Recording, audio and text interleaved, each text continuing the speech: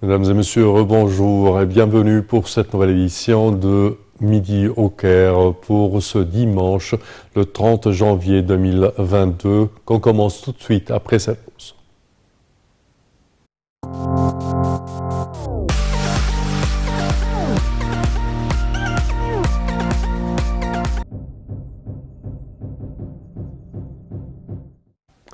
Le président Abdel Fattah el-Sisi a reçu hier son homologue sénégalais Macky Sall au palais présidentiel de l'Etihadiyya. Une cérémonie d'accueil officielle a été réservée pour le grand hôte de l'Égypte. Les deux présidentes passaient en revue la garde d'honneur et les hymnes nationaux des deux pays ont été entonés. Et pour plus de détails, voici un compte rendu. Le président Abdel Fattah el-Sisi a affirmé lors de sa réception son homologue sénégalais Macky Sall au palais de l'Etihadiyya le souci de l'Égypte de promouvoir les relations et de consolider la coopération stratégique avec le Sénégal dans les divers domaines, afin d'établir un partenariat durable entre les deux pays, notamment à la lumière de l'importance de son rôle dans la région de l'Afrique de l'Ouest. Le président el-Sisi a exprimé lors de la réunion son appréciation pour les relations historiques étroites et la coopération conjointe entre les deux pays frères, a déclaré le porte-parole de la présidence, Bassam Rodi. Quant aux relations bilatérales, le président el-Sisi a loué les relations avec le Sénégal au niveau politique, économique, sécuritaire et culturel, soulignant l'importance de continuer à développer des projets de coopération entre les deux pays frères au cours de la prochaine période, notamment en ce qui concerne la promotion des échanges commerciaux et des investissements égyptiens dans les divers domaines. Le président el-Sisi a dit avoir discuté avec le président sénégalais Macky Sall des développements concernant le barrage de la Renaissance et de l'importance de ce dossier pour tous les peuples de la vallée du Nil. Dans son allocution prononcée lors d'une conférence de presse conjointe avec son homologue sénégalais, el-Sisi a souligné la nécessité de parvenir à un accord contraignant et équitable régissant l'exploitation du barrage dans un calendrier approprié et sans mesure unilatérale. Et Sisi a ajouté avoir discuté également de certains défis auxquels le continent africain est confronté, notamment le dossier du coronavirus et son impact sur le continent, ainsi que des efforts déployés pour combattre le terrorisme et l'extrémisme dans certains pays africains.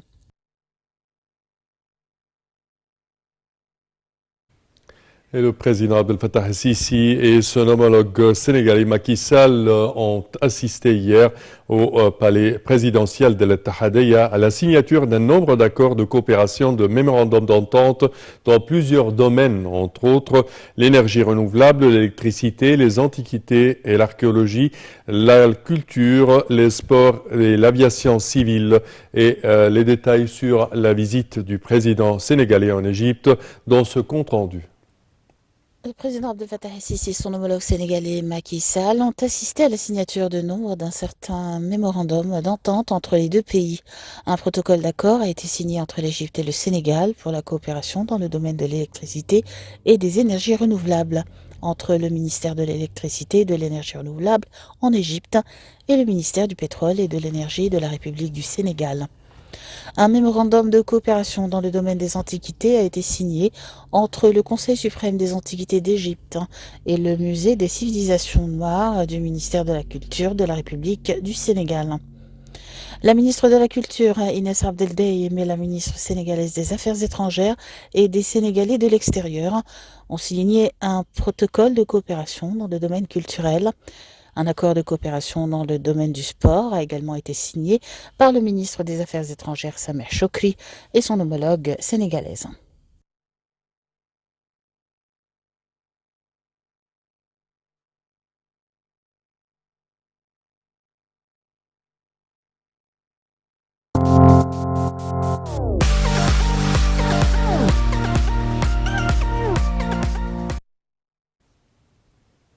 Et le Premier ministre, Dr Moustapha Madbouli, a effectué hier une tournée d'inspection sur la route périphérique limitrophe du Grand Caire pour suivre les chantiers de travaux de développement et d'extension. Il s'agit d'un des projets les plus importants mis en œuvre par le ministère des Transports. la construction d'un pont au-dessus du tunnel Saad Eddine Chazli et d'un autre pont Adli Mansour sur la région de la station de Al-Ashir où ont été achevés et sont à présent en période expérimentale. Ces deux ponts contribueront efficacement à éliminer les embouteillages.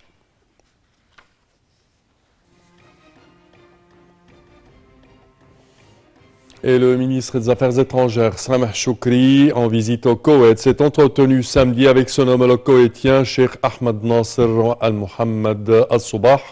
Les deux ministres se sont penchés notamment sur la coopération entre les deux pays et les moyens de les renforcer à tous les niveaux. C'est ce qu'a déclaré le porte-parole du ministère des Affaires étrangères, Ahmed Hafez. Il a ajouté qu'ils avaient également abordé plusieurs dossiers régionaux d'intérêt commun, affichant une convergence de points de vue entre les deux pays.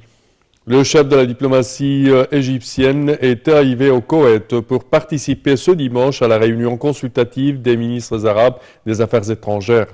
Il est à noter que le Koweït assure la présidence actuelle de la 156e session du Conseil de la Ligue arabe au niveau ministériel.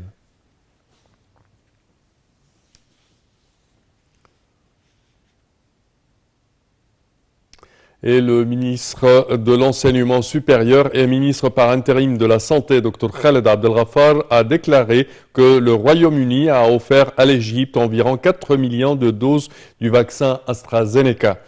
Selon le porte-parole du ministère de la Santé, Dr Hussam Abdelghafar, les lots de vaccins seront soumis aux analyses nécessaires avant d'être distribués sur les centres de vaccination dans le gouvernorat.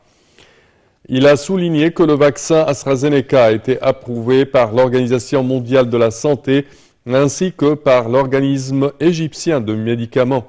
De son côté, l'ambassadeur de la Grande-Bretagne au Caire a affirmé l'engagement de son pays à distribuer les vaccins d'une manière équitable et continuer à consolider l'Égypte dans sa lutte contre le coronavirus.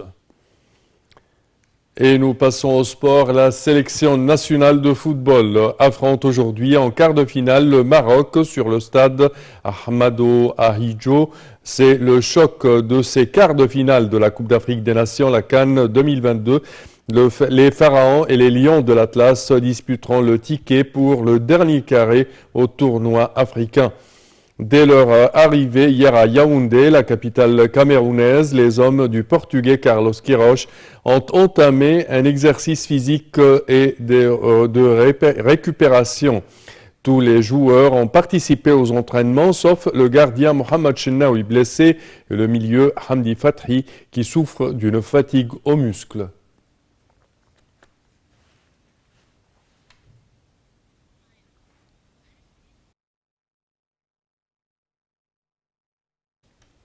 Et pour plus d'explications sur ce sujet, mesdames et messieurs, nous avons le plaisir d'accueillir au bout du fil M. Hazem Skandarani, qui est analyste de la performance sportive. Bonjour, M. Hazem.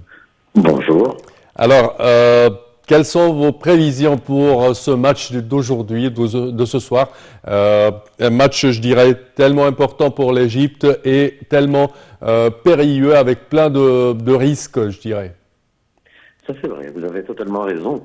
Quand on voit justement les conditions de ce match, on voit que ces conditions vraiment montrent que l'équipe égyptienne malheureusement a perdu des joueurs très importants.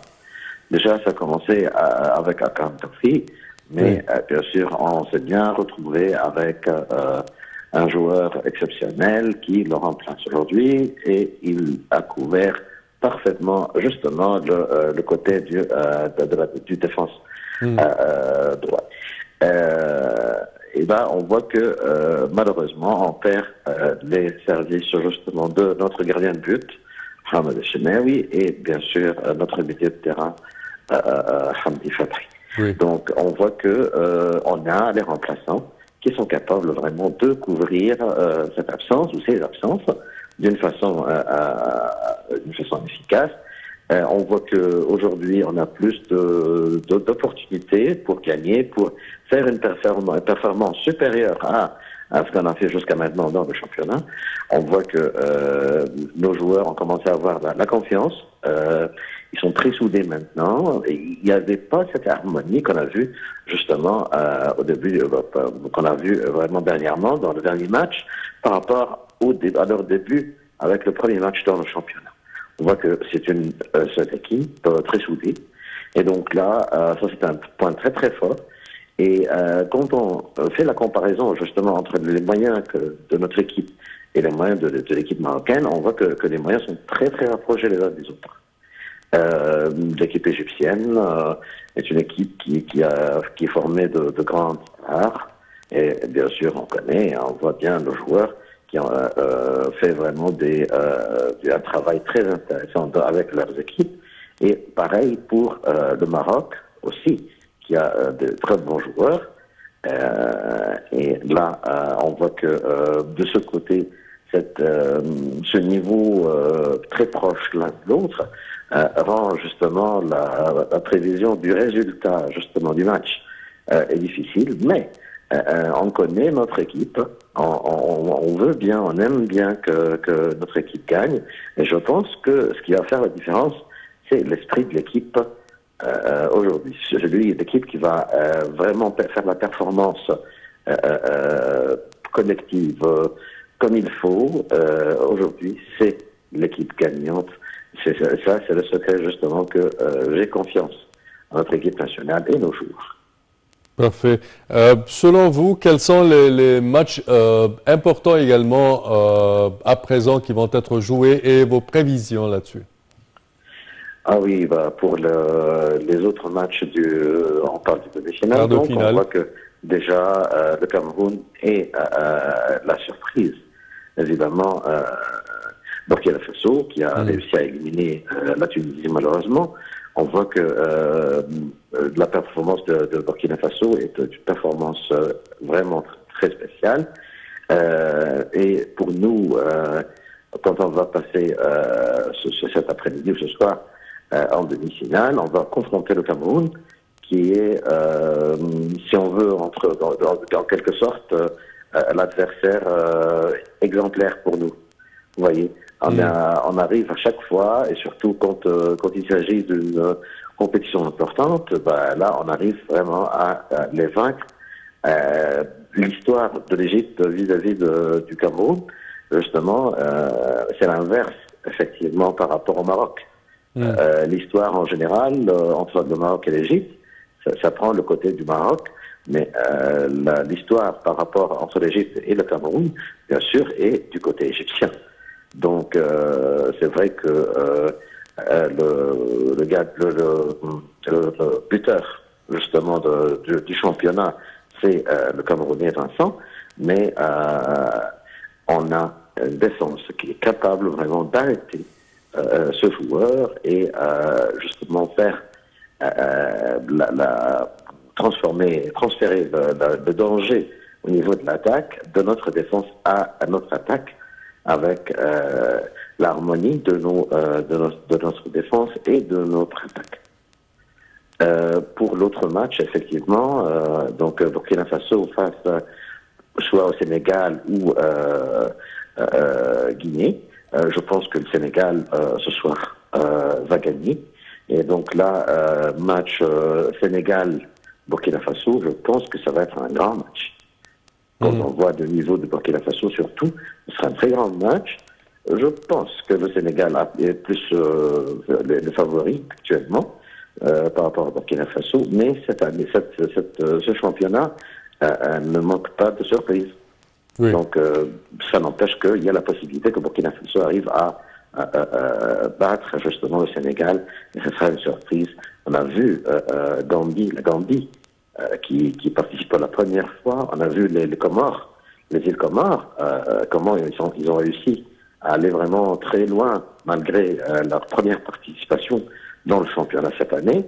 Donc, possible que les surprises dans ce championnat ne sont pas encore finies. Parfait. Parfait, M. Hazem Eskandarani, au terme de cette édition, nous tenons à vous remercier. Nous souhaitons tous meilleure chance pour notre sélection égyptienne aujourd'hui face au Maroc. Chers téléspectateurs, au terme de cette édition, je tiens à vous remercier d'avoir été des nôtres. Je tiens également à vous souhaiter une bonne suite de programmes, toujours sur Nile TV International. Au revoir.